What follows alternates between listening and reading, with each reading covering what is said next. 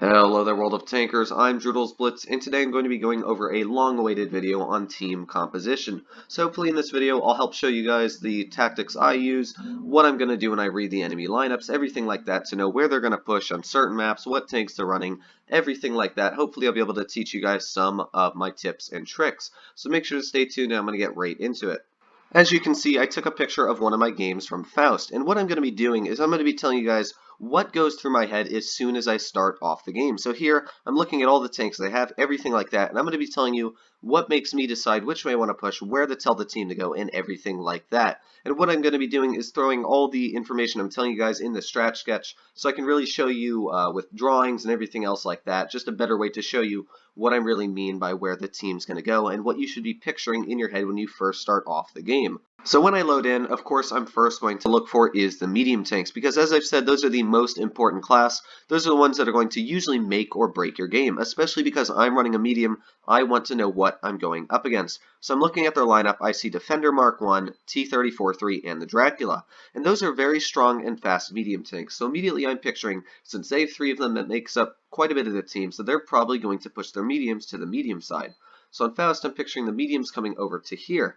And then I'm looking at their heavy tanks. Now I notice they've got some very big heavy tanks. And what I mean by that is there's also some very weak heavy tanks. Like on my team I have an AMX 5100. Really, I don't count that as a heavy tank. I count that more as a medium because it doesn't really have any armor. It's a little bit faster. I think it goes 50 kilometers per hour. So really, nobody would want to run that tank like a heavy. If you are, you'll probably be taken out within the first minute of the game. So what I'm picturing is because I have faster tanks on my team. Of course, I do have an IS-6 and a Tiger 2, but everybody else on my team is pretty fast on the scale. So what I'm picturing is my whole team as a group are going to be pushing all to the medium side. So immediately I'm thinking, okay, so their mediums are going to be just completely squished if they go to the medium side. Their SU-152 on the enemy team, that one's sort of an iffy thing because you don't know if an SU is going to push to the heavy side, but usually in my best games, they always go to a bush around here and they try and shoot across to this here. So usually the SU is still going to go to the medium side. So what that means is 4 of the enemy tanks are probably going to die. You might lose 1 or 2 tanks on your team, but you're still going to completely squash the enemy team's mediums and their tank destroyer if they push to the correct side. So what that means is now there's 3 very slow-moving heavy tanks left on the enemy team. Now they're slowly just going to be making their way across the map all the way over here. As your team is, pushing through after they've killed the mediums, they're going to continue to push through.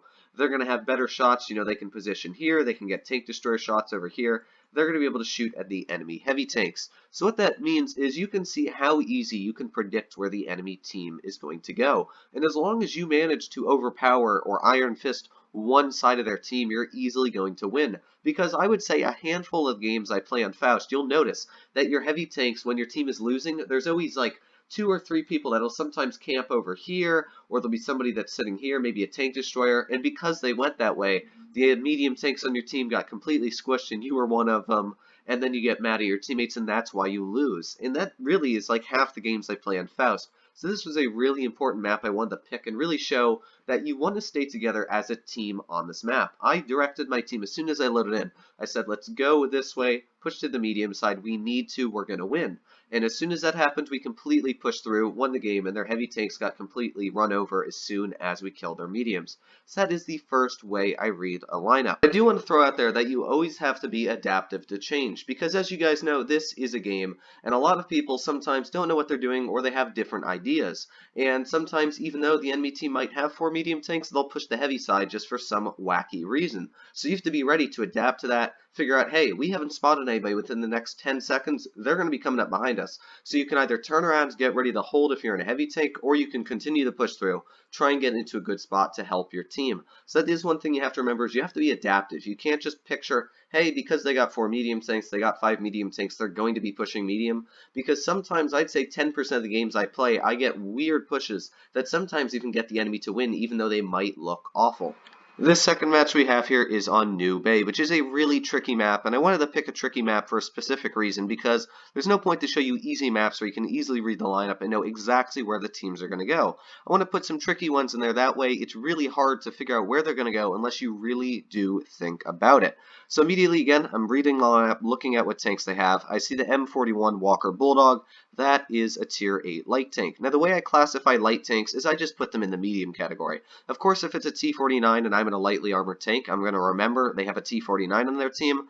But a Bulldog, I pretty much count it as a medium tank. Same for the STA, T2065, even though it is a heavy tank. It's quick, it's got a quick reload, it doesn't really have great armor. I mark it down as a medium tank. So that's really how I classify my tanks, is I look at the statistics they have in my mind. I think, are they faster, are they slower, what's their armor profile, what's their gun like, and that's how I classify really where they're going to push. So I've got the Dracula, T2065, STA, M41, and the E25 I also classify as a faster tank. So they have 5 faster tanks that are going to be pushing. And always, pretty much every single time, fast tanks are going to be pushing up through the bridge, as you can see. So they're going to push up through the bridge and get this area. And because they're a lot faster than the tanks I have on my team, I'm looking, okay, I do have a CDC, which is faster than pretty much all the tanks on theirs except for the light. And the same, I'm in the Mark 1, which is a pretty fast tank. They're still going to have way more tanks pushing up on that bridge than I am, just because it's just going to be me and the CDC. Because other than that, we've got a Tiger, a Smasher, Lycan. Really, none of these tanks are fast. Our ISU and the WZ, if they were going to do anything, they'd sort of stay at the back, and they really wouldn't be able to support us that much until we've been killed. Then they'd be overrun. So I'm thinking, okay, there's no way we can go to the bridge because we're just going to be taken out literally in 2 seconds, one at a time, as our heavy tanks struggle to find what to do. They either get shot across as they're trying to come up here. This spot, the tanks can shoot you across there. So there's really not much you can do in slower tanks on the bridge side of the map. And as you know, having height is a huge advantage over the enemy team. That's why you always want to take that hill on mines.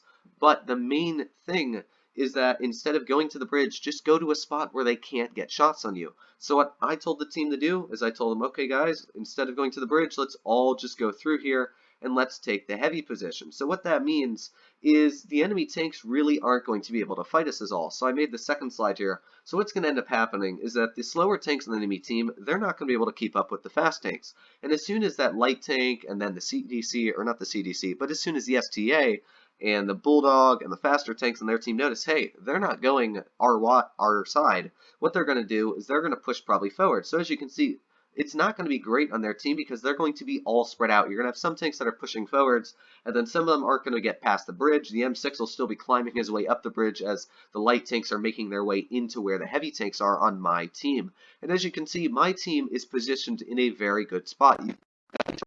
The tanks can use their gun oppression, use their armor, and what's going to happen is as the enemy tanks come in one at a time, there's really nothing they're going to be able to do.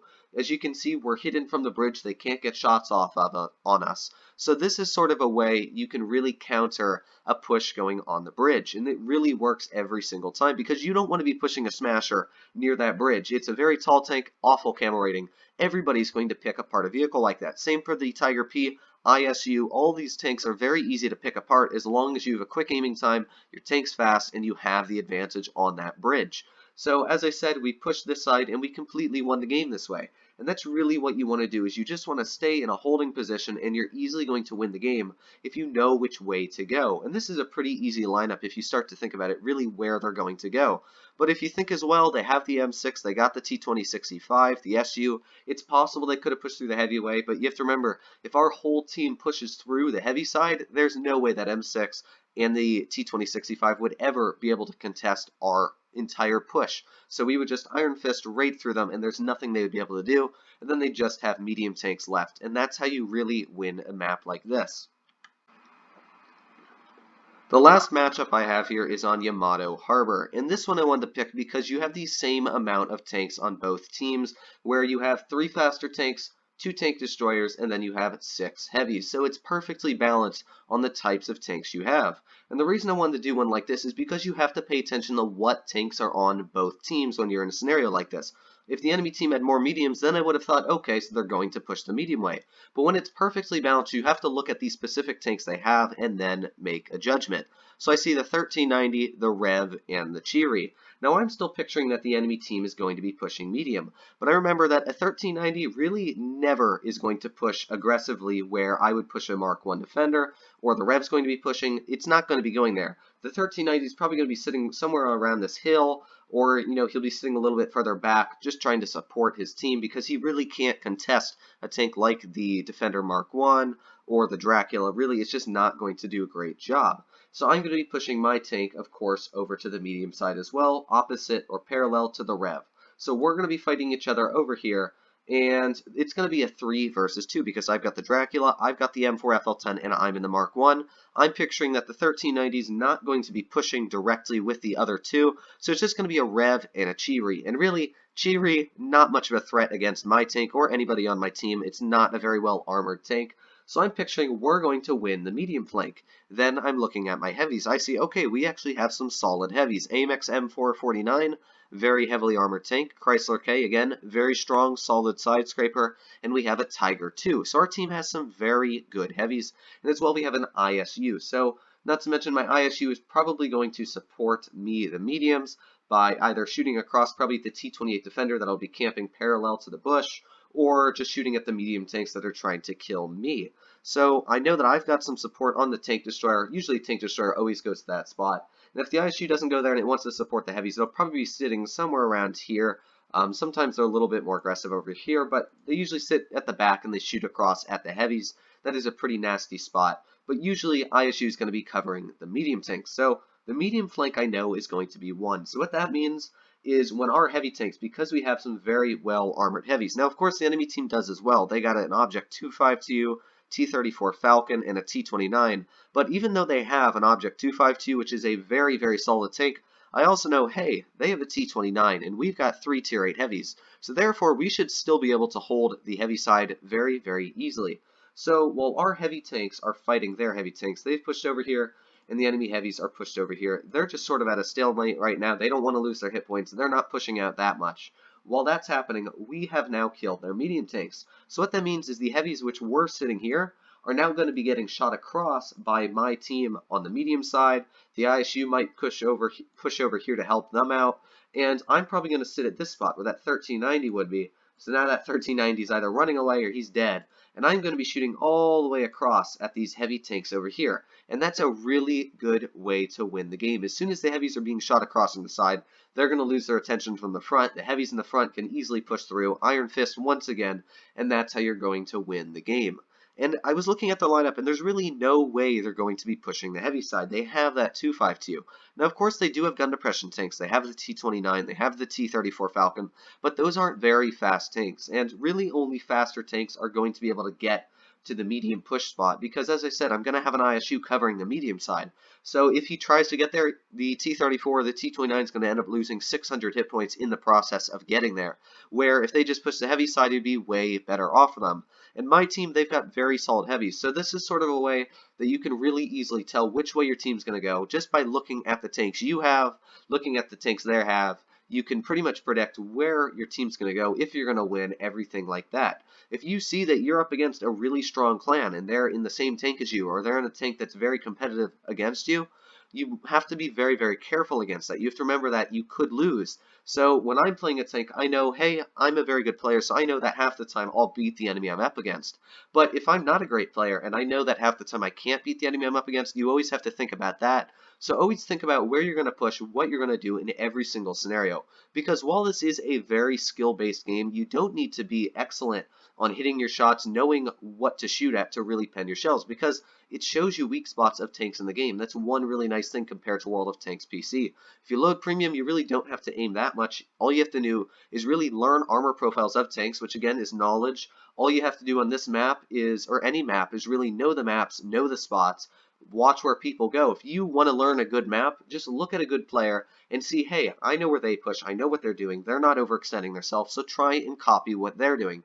So there's a lot of things you can always do, but knowledge, in my opinion, is even more important than skill. If you have skill and knowledge, of course, that's the best shebang, but I would always try, if you're not a great player and you can't hit your shots and, your fingers just can't move that fast, learn the maps, know what to do, read a lineup, because that is going to help your team a crazy amount.